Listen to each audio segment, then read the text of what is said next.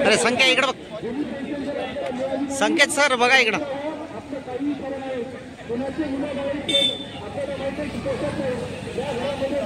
पण इथे शिक्षकांच्या आंदोलनाला पाठिंबा देण्यासाठी आले, काय सांगाल?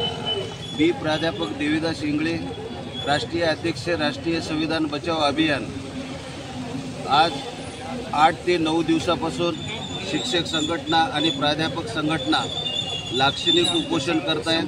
अख्ख्या महाराष्ट्रातून या टप्पावाढीसाठी आंदोलन होतंय.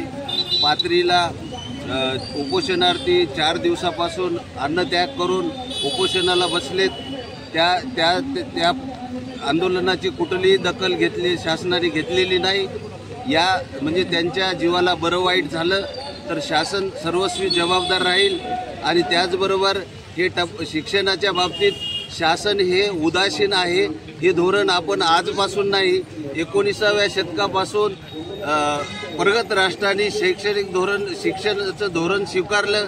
त्याचबरोबर भारताने त्या दैववादाकडे वळल्यामुळं सर्व गोष्टी ह्या दैववादावरती अवलंबून आहेत. शिक्षणाकडे म्हणजे केवळ शिक्षणालाच डायरेक्ट कोणते म्हणजे रुजू झाल्या पगारी मिळत नाहीत किंवा शाळेला अनुदान त्वरित लगेचच्या लगेच दिलं जात नाही. असं कोणत्याही क्षेत्रात होत नाही की म्हणजे रुजू झाला आणि पगार नाही.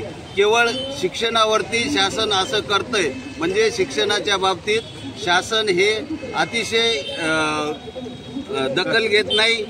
या अशा पद्धतीच्या शासनाचा जाहीर निषेध आहे.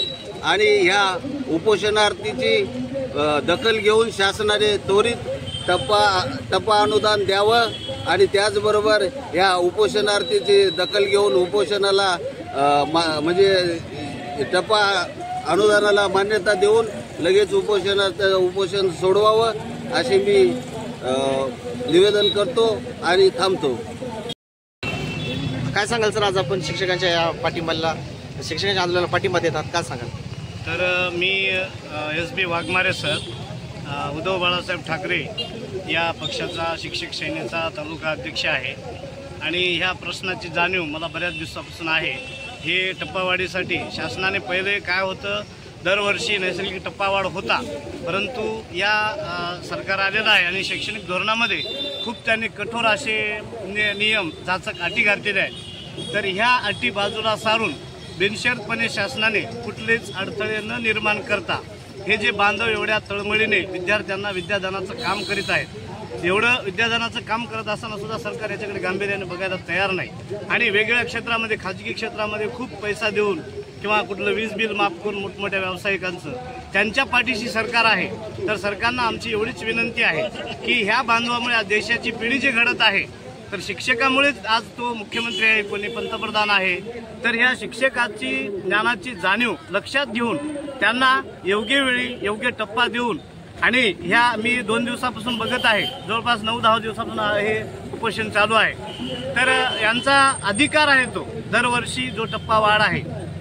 एकतर शासनाचं पहिलंच चुकलेलं आहे की एकदाच न देता, म्हणजे एकदाच ज्यांना पूर्ण 100% द्यायला पाहिजे होतं, परंतु काही का असणं आपण तेही आपण स्वीकारलेलं आहे. आणि त्या पद्धतीनं यांनी जे आंदोलन हे चालू केलेलं आहे, त्या आंदोलनाला आमच्या उद्धव बाळासाहेब ठाकरे या पक्षाकडून पूर्ण पाठिंबा आहे. आणि मी उद्या उद्धव बाळासाहेब ठाकरे यांच्याकडे माझ्या फॅक्सद्वारे मी हे निवेदन पोहोचवणार आहे.